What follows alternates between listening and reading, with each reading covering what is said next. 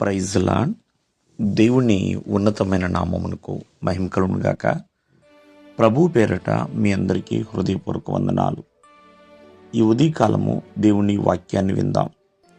ఎఫెసీయులకు రాసిన పత్రిక 5వ అధ్యాయము 15-16 వచనాలు.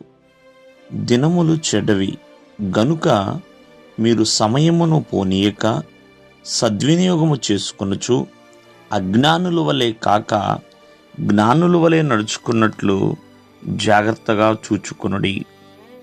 ప్రియమైన వర్లరా, ఈ అమూల్యమైన వాక్యము ప్రతి ఒక్క మనిషి జీవితానికి ఎంతగానో ఉపయోగకరంగా ఉంటుంది.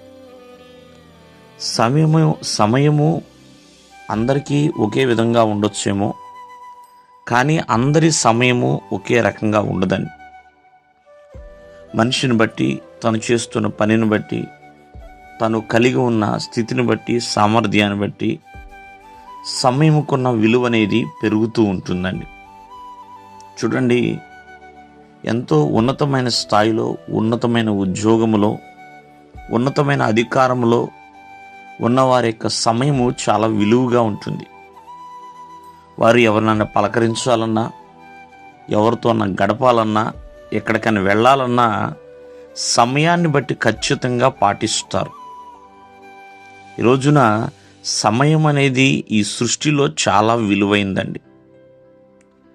మనిషికిచ్చిన, దేవుడిచ్చిన గొప్ప ఆస్తి ఏదన్నా ఉందంటే సమయమే. ఈ భూమి మీద ఎంత కాలము మనం బ్రతుకుతున్నాం, ఆ కాలము వెలగట్టలేనిదండి. చూడండి, ఒక మనిషి తను ప్రాణం కోల్పోతున్నానని తెలిసి బ్రతకటానికి ఎంతైనా ఖర్చు పెట్టొచ్చేమో. ఎందుకంటే ఈ భూమి తను బ్రతకాలి, ఇంకా సమయాన్ని గడపాలి అని కోరుకుంటూ ఉంటాడు. కాబట్టి సమయాన్ని పోనీయవద్దు అని దేవుని యొక్క వాక్యం సెలవిస్తుంది.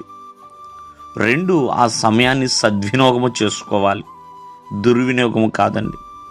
ఒకవేళ అజ్ఞానిగా ప్రవర్తిస్తావేమో, దేవుడు మీకు ఇచ్చిన సమయంలో జ్ఞాని వలె నడువు, అలా ఉండునట్లుగా జాగ్రత్తగా చూసుకోండి అని దేవుని యొక్క వాక్యం సెలవిస్తుంది. ప్రియమైన వాళ్ళారా, కావున చాలామంది భోజనం చేయడానికి కూడా సమయం లేదు అంటూ ఉంటారు. దానివల్ల ఆరోగ్యం పాడైపోతుందండి. కావున ఈ ఉదయకాలం ముందు ఆలోచించండి. కుటుంబంతో గడపవలసిన సమయాన్ని గడపాలి, దేవునితో గడపవలసిన సమయాన్ని దేవునితో గడపాలి.